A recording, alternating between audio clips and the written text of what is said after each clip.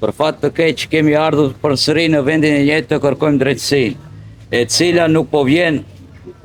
Kaluan vite, por askush nuk u dënua. A duhet të ndodhë tragjedia në Koçan që të bindeni se ky sistem ka dështuar? Po ky sistemi i njëjtë vrau 14 familjarët tonë në spitalin modular.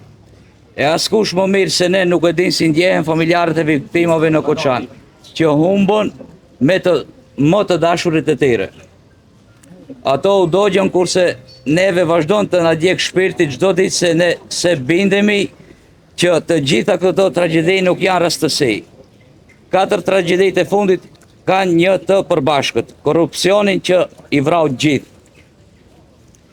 Pyes publikisht Venko Filipçën, sa kushton jeta e vllaut dhe babait tim? Pyes publikisht Koço Angjushev, sa miliona profit kushtojnë 14 familjarët tanë që u dogjen të gjallë? Zotri Mickovski,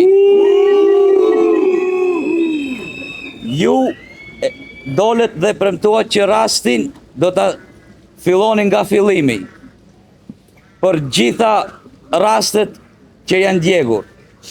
Viktimat në Koçan i vrau mos ndëshkimi i rasteve paraprake, viktimat në Koçan dhe spitalin modular i dogji korrupsioni. Mirë po të rasti jonë askush nuk u dënua. 0 paraburgime, 0 dënime.